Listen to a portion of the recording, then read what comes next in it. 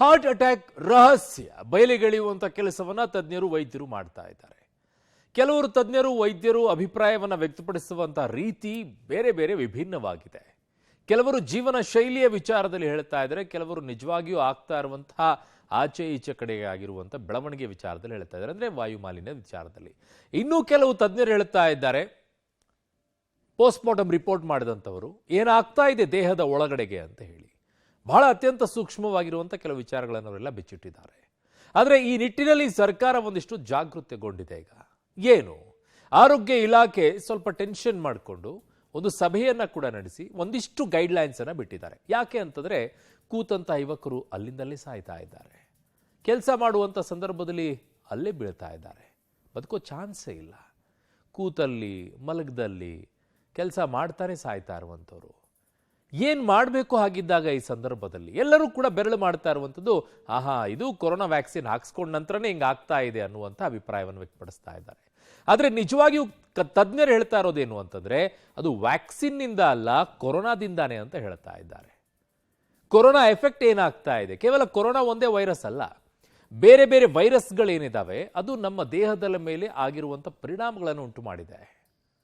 ವಂಶ ಪಾರಂಪರಿಕವಾಗಿ ಬಂದಿರುವಂಥ ಸಮಸ್ಯೆಗಳೇನಿದೆ ಮ್ಯೂಟೇಷನ್ ಅನ್ನು ಮಾಡ್ತಾ ಇದೆ ಅಂತ ಕೆಲವು ತಜ್ಞರು ಹೇಳ್ತಾ ಇದ್ದಾರೆ. ಸೊ ಹಾಗಾಗಿ ಅದು ಬೇರೆ ಬೇರೆ ರೀತಿಯಾದಂಥ ಸಮಸ್ಯೆಗಳನ್ನು ದೇಹದ ಮೇಲೆ ಮಾಡ್ತಾ ಇದೆ.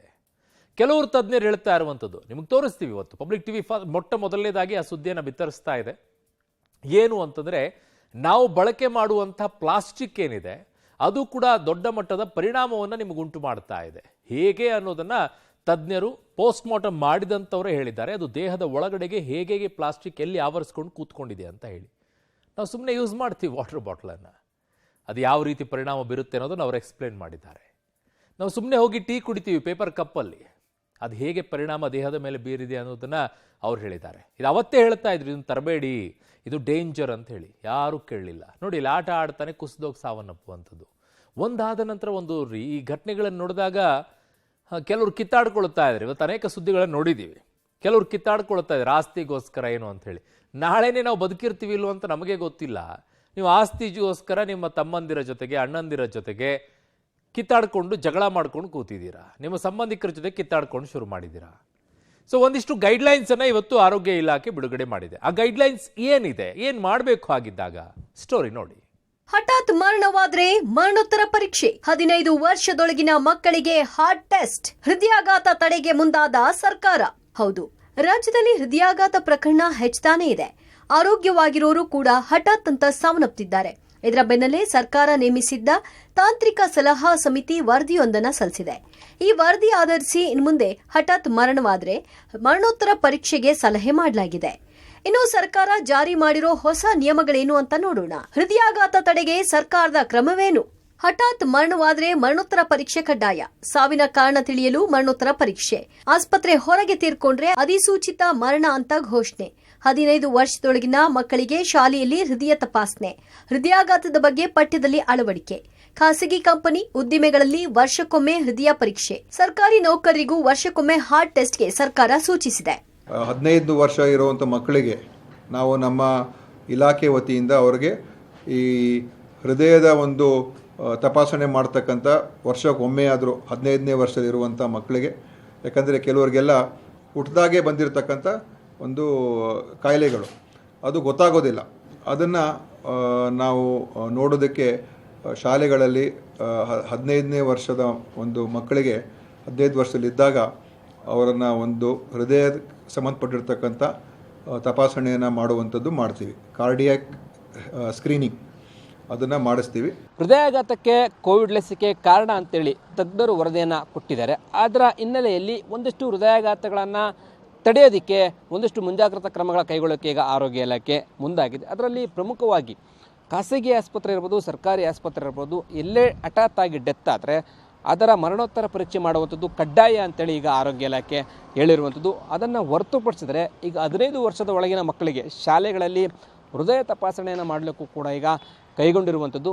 ಅಷ್ಟೇ ಅಲ್ಲದೆ CPR ತರಬೇತಿಯನ್ನು ಸಾರ್ವಜನಿಕ ವಲಯಗಳಲ್ಲಿ ಮಾಡುವಂಥದ್ದನ್ನು ನಾವು ನಿರ್ಣಯ ಮಾಡಿದ್ದೀವಿ ಅಂತೇಳಿ ಆರೋಗ್ಯ ಇಲಾಖೆಯವರು ಹೇಳ್ತಾ ಇದ್ದಾರೆ. ಈ ಎಲ್ಲ ನಿರ್ಣಯಗಳನ್ನು ಕೈಗೊಂಡು ಹೃದಯಾಘಾತ ತಡೆಗೆ ಮುಂದಾಗ್ತಾ ಇರುವಂಥದ್ದು. ಕೋವಿಡ್ ಬಂದವರಲ್ಲೇ ಹೆಚ್ಚು ಹೃದಯಾಘಾತಕ್ಕೆ ಕೋವಿಡ್ ವ್ಯಾಕ್ಸಿನ್ ಕಾರಣವಲ್ಲ, ಸಿದ್ದರಾಮಯ್ಯ ಅನುಮಾನ ಬಗೆಹರಿಸಿದ ಸರ್ಕಾರ.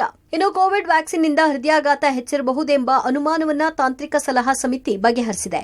ಹೃದಯಾಘಾತಕ್ಕೆ ಕೋವಿಡ್ ವ್ಯಾಕ್ಸಿನ್ ಕಾರಣ ಅಲ್ವೇ ಅಲ್ಲ ಅಂತ ತಿಳಿಸಿದೆ. ಕೋವಿಡ್ ವ್ಯಾಕ್ಸಿನ್ ನಿಂದ ಏನಾಗಿರಬಹುದು ಅನ್ನೋದಕ್ಕೆ ವಿವರಣೆ ನೀಡಿದೆ. ಕೋವಿಡ್ ನಿಂದ ಹೃದಯಾಘಾತ ಆಗ್ತಿದ್ಯಾ?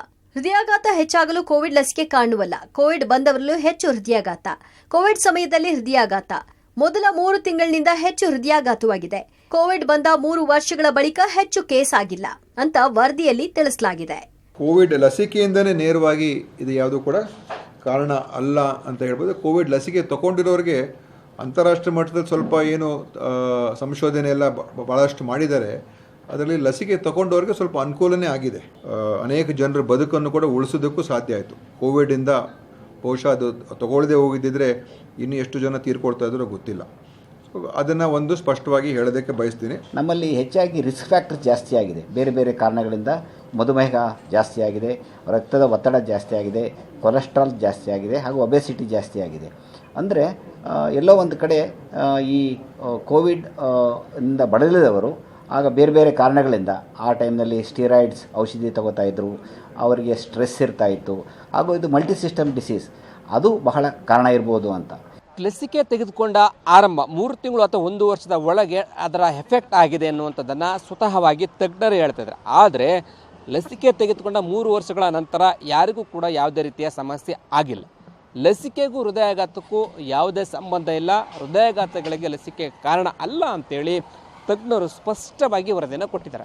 ಬದಲಾಗಿ ಜನರ ಜೀವನ ಶೈಲಿ, ಧೂಮಪಾನ, ಮದ್ಯಪಾನ, ಮದ್ಯವ್ಯಸನೆ, ಗಾಂಜಾ ಸೇವನೆ, ಜೊತೆಗೆ ಅವರು ದೈಹಿಕ ಚಟುವಟಿಕೆ ಇಲ್ಲದೆ ಇರುವಂಥದ್ದು, ಇವೆಲ್ಲವೂ ಕೂಡ ಹೃದಯಾಘಾತಗಳಿಗೆ ಕಾರಣ ಆಗ್ತಾ ಇದೆ. ಜನರು ಈ ಒಂದು ದೈಹಿಕ ಚಟುವಟಿಕೆಗಳಲ್ಲಿ ತೊಡಗಿಕೊಳ್ಬೇಕಾಗತ್ತೆ ಮತ್ತು ಜೀವನ ಶೈಲಿಯಲ್ಲಿ ಬದಲಾವಣೆ ಮಾಡ್ಕೊಳ್ಬೇಕಾಗತ್ತೆ. ಯಾವಾಗಲೂ ಕೂಡ ಮೊಬೈಲ್ ಬಳಕೆ, ಸ್ಕ್ರೀನಿಂಗ್ ಬಳಕೆಯನ್ನು ಮಾಡಬಾರ್ದು, ಅದು ಕೂಡ ಹೃದಯಾಘಾತಕ್ಕೆ ಸಮಸ್ಯೆ ಆಗತ್ತೆ.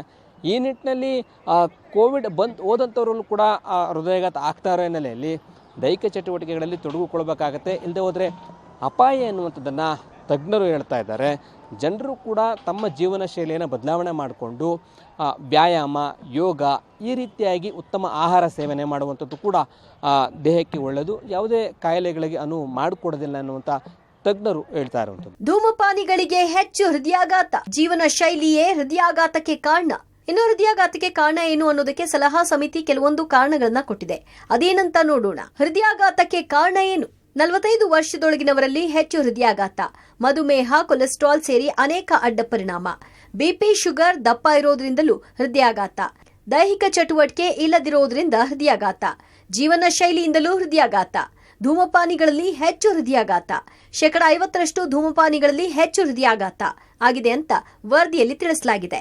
ಹಠಾತ್ ಮರಣಗಳೇನಾಗ್ತಾ ಇದೆ ಅದರ ಬಗ್ಗೆ ವಿಶೇಷ ಗಮನ ಇರುವಂಥದ್ದು. ಚಿಕ್ಕ ವಯಸ್ಸಿನಲ್ಲಿರೋರು, 45 ವರ್ಷಕ್ಕಿಂತ ಒಳಗಿರೋರು ದಿಢೀರಾಗಿ ಹೃದಯಾಘಾತ ಆಗುವಂಥದ್ದು, ಅದಕ್ಕೆ ಹೆಚ್ಚು ಗಮನ ಕೊಡಬೇಕು ಅಂತಲೂ ಕೂಡ ಸಮಿತಿಯವರು ಹೇಳಿದ್ದಾರೆ.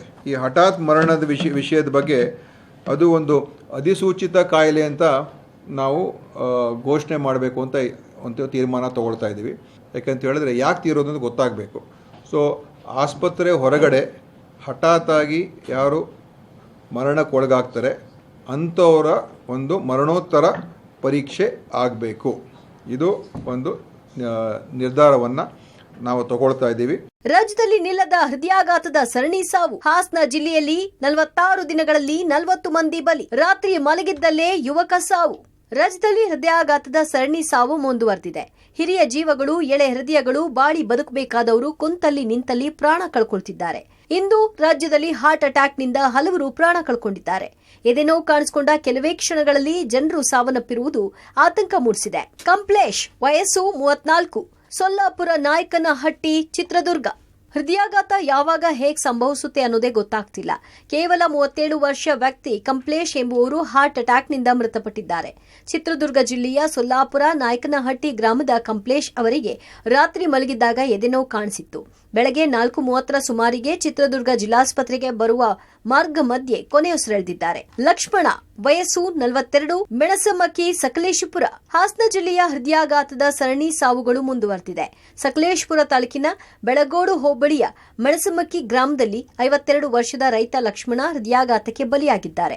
ನಿನ್ನೆ ಜಮೀನಿನಲ್ಲಿ ಕೆಲಸ ಮಾಡಿ ಮನೆಗೆ ಬಂದಾಗ ಎದೆನೋವು ಕಾಣಿಸಿಕೊಂಡಿದೆ. ಕುಟುಂಬಸ್ಥರು ಕೂಡಲೇ ಆಂಬ್ಯುಲೆನ್ಸ್ಗೆ ಕರೆ ಮಾಡಿದ್ದಾರೆ. ತುರ್ತು ಚಿಕಿತ್ಸಾ ವಾಹನ ಮನೆಯ ಬಳಿ ಬರುವಷ್ಟರಲ್ಲಿ ಲಕ್ಷ್ಮಣ್ ಸಾವನ್ನಪ್ಪಿದ್ದಾರೆ. News desk public TV.